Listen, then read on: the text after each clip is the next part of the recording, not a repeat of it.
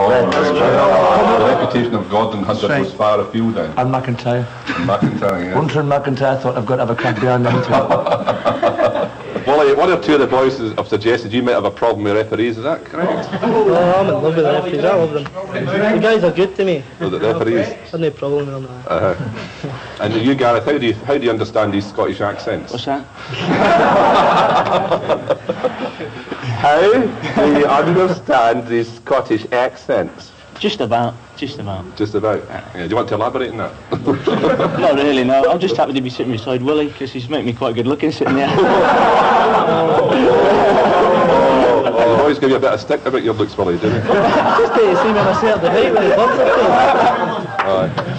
It must be very difficult for you dealing with this group of professionals who are so intellectually inspired at the same time. Well, good professionals. Well, now you know they're all university graduates. They're all very well educated. It's what we have to work with week in, week out. The punters know now what they're like. Especially Willie there, he's a wee bit upset now about the looks. Oh, right. He's away. You know, next 3 or 4 games he'll play well.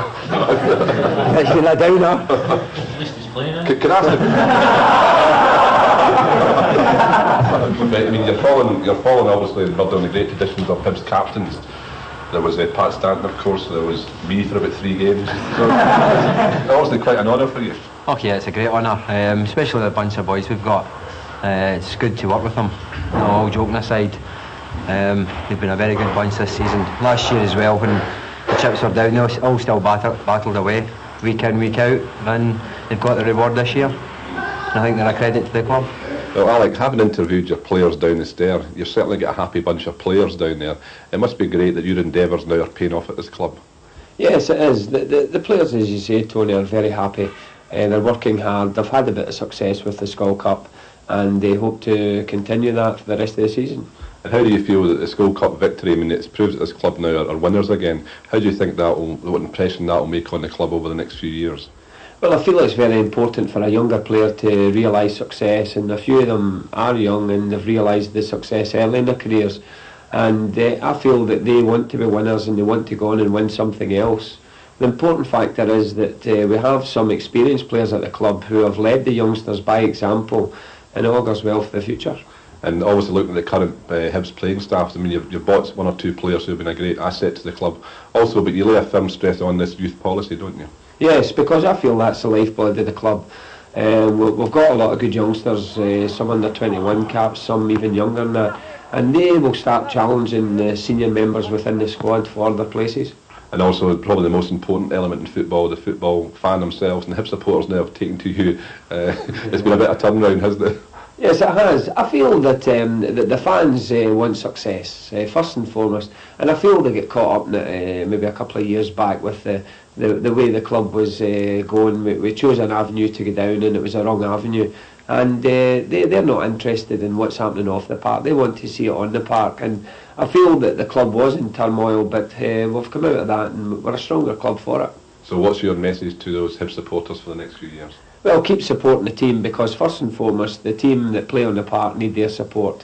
We as a club need their support, and I'm sure that if they give of their best on the terraces, then we will try and do our utmost off the park and on the field of play to make sure that it's a Hibernian team worth watching and they can be proud of. For Alec Miller, the rags to riches story of Hibernian was a personal triumph. He had confronted his many critics and proved them wrong. How richly Alec deserved the chance to enjoy the fruits of victory.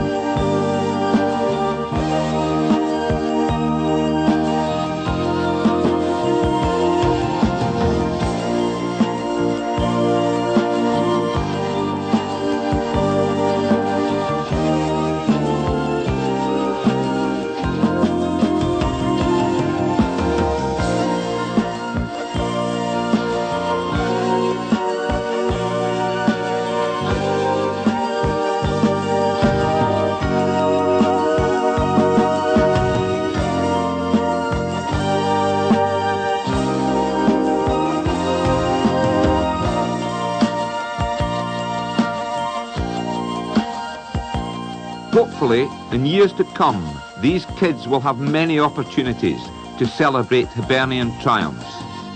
Certainly these wide-eyed youngsters will never forget the day they visited Easter Road to see the trophies and to meet their heroes.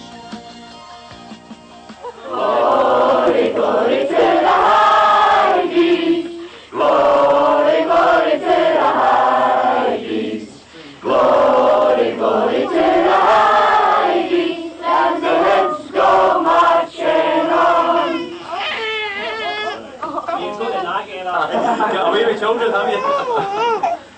I'm nipped up. This is a youth policy. There is absolutely no doubting which Hibs player this little lass adores. To 1-year-old Megan McGinley, her big daddy Pat is the hero in every match she plays.